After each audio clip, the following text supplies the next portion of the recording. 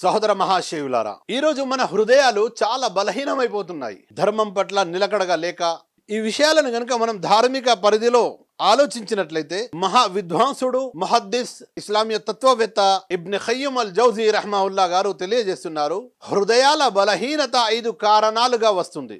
మొదటి కారణం ఏమిటంటే, అల్లాతో భయపడాల్సిన విధంగా మనం భయపడకుండా ప్రాపంచిక వ్యామోహాల్లో మనం కూరుకొని పోవడం, ప్రాపంచిక పనులకు ఎక్కువ ప్రాధాన్యత ఇవ్వడం, అదేవిధంగా అల్లాహపై సంపూర్ణ నమ్మకం ఉంది అనేటువంటి భావనలో ఉండి ఇతర విషయాలకు ఎక్కువ ప్రాధాన్యత ఇవ్వడం, ఇది మన హృదయాల బలహీనతలో మొదటి కారణం. అదేవిధంగా రెండో కారణం, నిషిద్ధం చేసినటువంటి విషయాలు, మహా పాపాలు ఏవైతే ఉన్నాయో వాటిని అలవౌకికగా, అంటే వాటిని మామూలుగా భావించి ఆ పాపాల్లో కూరుకొని పోవడం, ఆ పాపాలు చేయడం, అలాంటి పాపాల్లో మనం లీనమవ్వడం, మహాపాపాలను చేయడం మనల్ని అల్లాహ్ నుంచి దూరం చేస్తాయి. తద్వారా మన హృదయాలు బలహీనమవుతాయి. ఆ తర్వాత మూడో కారణం, అధికంగా తినడం.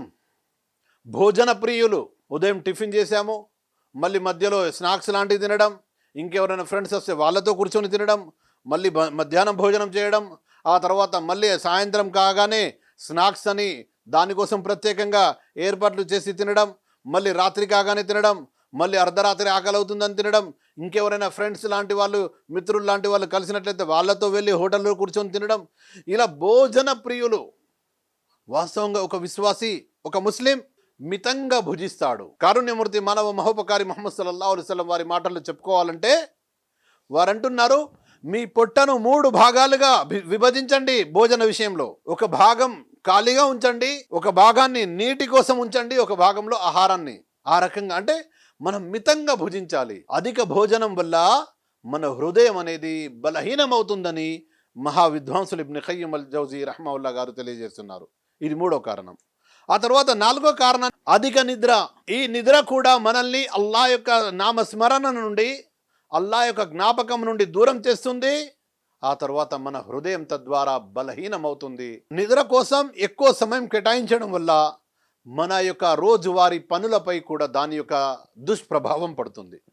ముఖ్యంగా నేటి యువత అర్ధరాత్రి మొత్తం కూడా మేలుకొని ఉంటారు. పిచ్చాపాటి మాట్లాడుకుంటూ, కబుర్లు చెప్పుకుంటూ, కాలక్షేపం చేస్తూ, రోడ్ల వెంట తిరుగుతూ, వీధుల్లో కూర్చొని, హోటళ్ళలో కూర్చొని, ఆ తర్వాత అర్ధరాత్రి దాటిన తర్వాత పడుకొని మధ్యాహ్నం వరకు పడుకునే యువత కూడా నేడున్నారు మన సమాజంలో. ఇది వాళ్ళ దైనందిక జీవితంపై అనేక రకాల దుష్ప్రభావాలను కలిగిస్తుంది ఈ అధిక నిద్ర.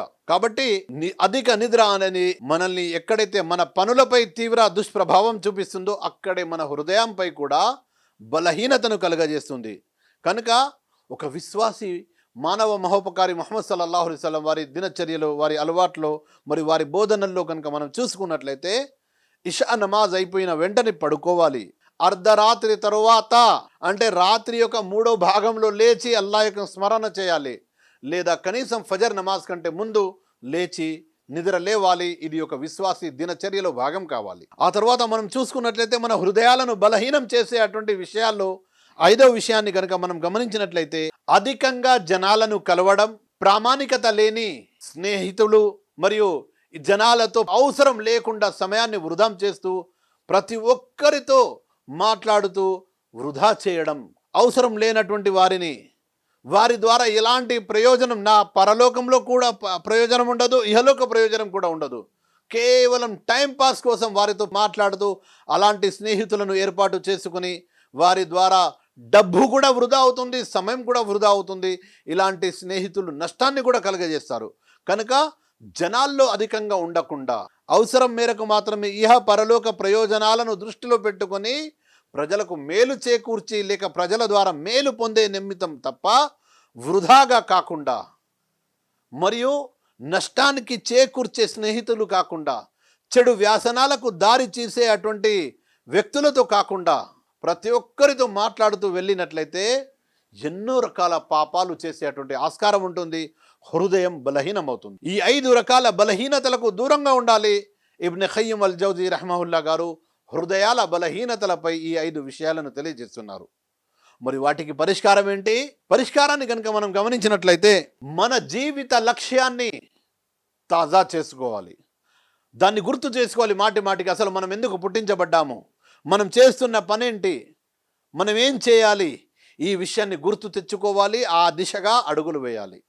ఆ తర్వాత తౌబా చేయాలి. మన పాపాల నుండి అల్లాహ్తో క్షమాభిక్ష కోరుకోవాలి. ఎల్లప్పుడూ అల్లాహ్తో క్షమాభిక్ష కోరుతుండాలి. పాపాలు చేయకుండా ఉండాలి. తౌబా చేస్తూ ఉండాలి. అల్లాహ్ యొక్క నామస్మరణలు అంటే జికర్లో సమయాన్ని వెచ్చించాలి. అదేవిధంగా మనం ఆత్మ పరిశీలన, మొహాసిబాయ్ నఫ్స్ అంటాము, మన యొక్క ఆత్మ పరిశీలన కూడా చేసుకోవాలి. మనం సత్కార్యాల వైపుకు ఎంతగా అడుగులు వేస్తున్నామో, దుష్కార్యాల వైపుకు ఎంతగా అడుగులు వేస్తున్నాము, దుష్కార్యాల నుండి దూరంగా ఎంతగా ఉన్నామో, సత్కార్యాలకు ఎంతగా దగ్గరలో ఉన్నామో, ఇలా ఆత్మ పరిశీలన చేసుకోవాలి. ఇలాంటి ఆత్మ పరిశీలన చేసుకోవడం ఇవన్నీ కూడా పరిష్కారాల్లో వస్తాయి.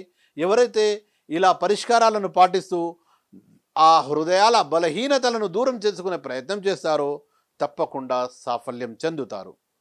అస్సలాము అలైకుం వరహ్మతుల్లాహి వబరకాతు.